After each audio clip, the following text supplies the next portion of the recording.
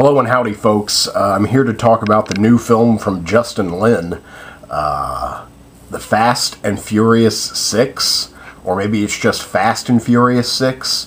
Actually, I think it's just called Furious 6 because the fifth one was Fast 5, and this one, the title card at the beginning of the film, just said Furious 6, so... which I think is a fine title, so I have no problems calling it Furious 6.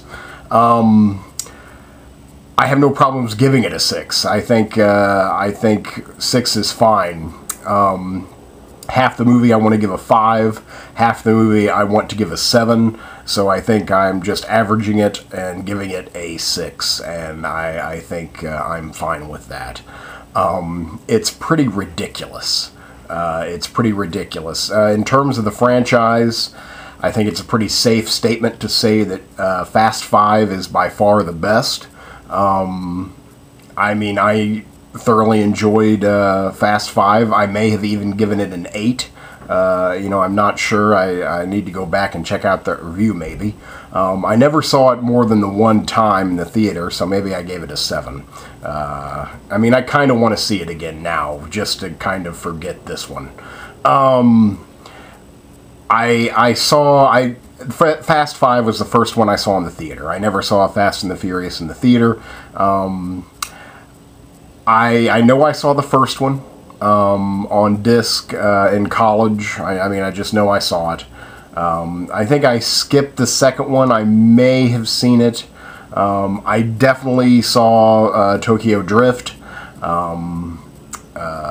Yeah, the fourth one I can't even remember. I don't think I've ever seen that one. So I've seen some of them. And, if it weren't for the fifth one being, rather exceptional, I never would have seen this one. But it got pretty decent reviews. It made, a good amount of money. So I figured I needed to see it. I figured I needed to see it, and if I'm ever going to see it, it might as well be on the big screen. And now I don't have to, have it itching the back of my brain when I go to the video store and say, well, maybe I should see that finally. Because now I've seen it. It's... Okay, I said that, I wanted to give half the movie a 5, half the movie a 7. Whenever cars are driving, whenever there's an action sequence, save for one, it's very well done. Justin Lin, he really knows his timing. Even his scenes of dialogue, perhaps to a fault, follow this repetitive, beat. It's kind of like a musical beat. That you could, I mean, seriously, in a way, it's kind of a good thing. It definitely shows a high level of skill, but seriously, and also it, I don't know, kind of reveals cheesy writing and cheesy acting. This movie is just very cheesy. It's super cheese. It's Rockford. There's like a beat. You could snap your fingers. You could snap your fingers to the people talking. And I think that shows like a skill just because he's got to be hearing that in his head, and it goes from scene to scene, and to construct that, I suppose it probably takes more place in the editing room than anything, but I still think it shows a tremendous amount of skill and putting a film together and timing. He's got timing down, and his action sequences are rather amazing. They show spectacular things happening. I can always understand what's going on. One thing leads to another, I get it. He's just a very good visual storyteller. Again, save for one scene in this movie, and I'll try and reserve that till the end. But the story here, I don't know who wrote the screenplay, or more importantly, how many people wrote the screenplay, but it's like they just watched every action movie ever, and every cliche in terms of dialogue is in there. I mean, it's just totally cliched. And sometimes the dialogue is repetitive in terms of not what they're saying, but how they're saying it. It's like especially every scene with The Rock and Vin Diesel. You know, I don't know what it was going on, and pretty much kind of like every scene with at least, you know, with two people. If there's three or more people, if they were doing a scene as a group, it's not the same. But if they were doing like two people, it's like, again, it was like monotonous because it happened every damn scene. It was just like, you know, something like, oh, this is what we should do. And then the other guy says, you know, I don't know if we should do this. It doesn't feel right. And then the other guy says, hey, you know, you got to listen to me. I know what I'm doing. And then the other guy says, yeah, okay, you do. I'll trust you. And then they're friends again. It just was every scene. It was just like you could write it. You know, you could sit there and just see the writing going on, and every line was like a cheesy one-liner. Which again, cheese is good. I enjoy cheese. I love cheese. But sometimes, you know, it bordered on, you know, camp. And I you know, I don't know. I don't think it should go so far into camp. Again, I love camp too, but I don't really want to pay $14 for a night at the movies for camp. I'd rather, you know, be sitting at home drinking a six-pack of beer for camp. So it kind of veered into that a little bit. So it was like you have these amazingly directed, intense action sequences, and I do mean intense. When, you know, when the action gets going, it is kind of edge of your seat. You know, I did lean forward in expectation many times throughout this film. But it's like whenever the cars are done driving and they have to talk and move the story through exposition, it's like, you know, just. I just like, can we get through this, please? Can't this just be 2 hours of cars driving? That would be nice. You know, you don't really need the story. I mean, I guess you do, but shit. So it was just like every time, you know, dialogue would have to happen. It was just like, it kind of, you know, to stick with the metaphor, it literally felt like someone slamming on the brakes. It's like, okay, now we're having this high-octane chase and race, whatever, and slam on that parking brake, because now we got to do some talking. It's just like, oh, no. You know, there's a lot of people in this movie. The cast, Vin Diesel, Paul Walker, Dwayne "The Rock" Johnson, who, I mean, there's a lot of people in it. I don't know the rest of the names. I probably should know a couple more names, but I don't. And because of that expansive cast, there's like, you know, a lot of people to cover, and I will forget that some people were in the movie. You know, some of them have nothing to do, so they're just like props.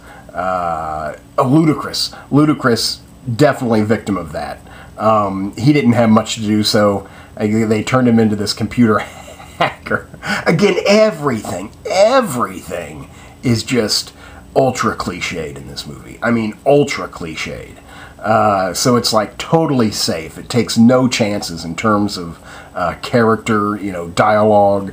You know, it takes no risks, except, you know, again, maybe with the, you know, the racing sequences, the action sequences.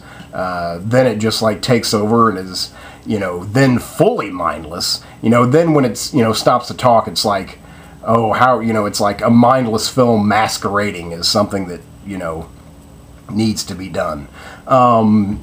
like, I don't know, the bad guy was inconsequential.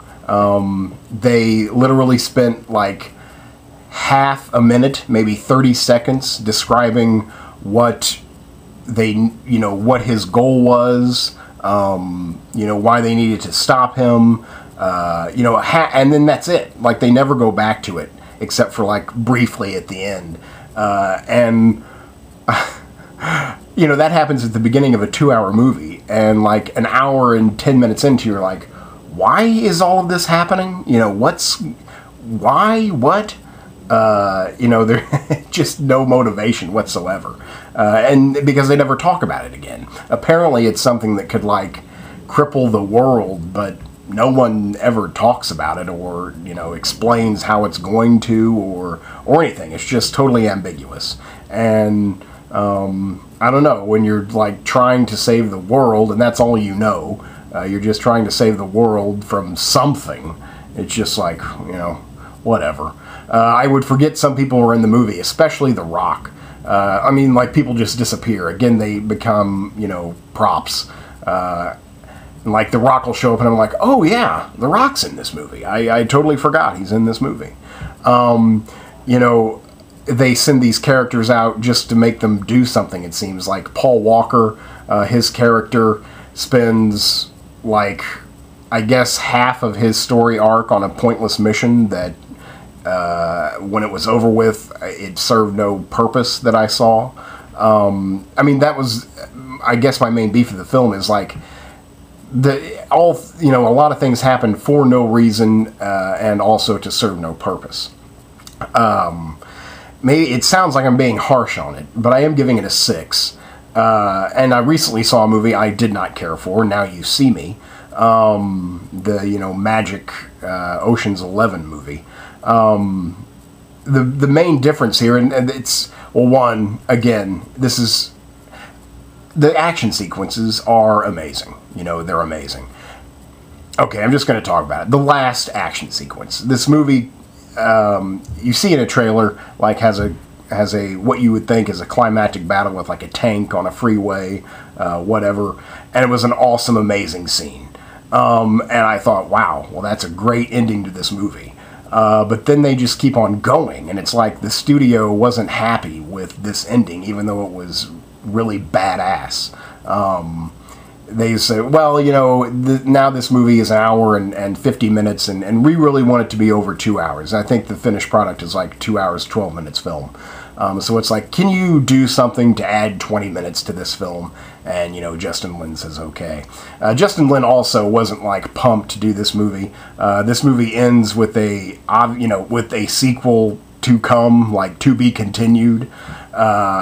I think Justin Lin has already gone out and said that he wants nothing to do with that 7th Fast and Furious. He kind of also said the same thing about this one, the 6th, but they, dumped a truck of money at his house, and I'm sure he couldn't say no. Anyway, the last scene feels tacked on. It's totally confusing. It takes place on, like, a runway. This big jumbo jet is trying to take off, trying to pick up people and just, not stop. And it's seriously like a 12-minute, maybe even longer action sequence, and they're just on this runway. So I'm like, how long is this runway? Where is a runway that you can be traveling at, 100 plus miles per hour for 12 minutes and going in a straight line?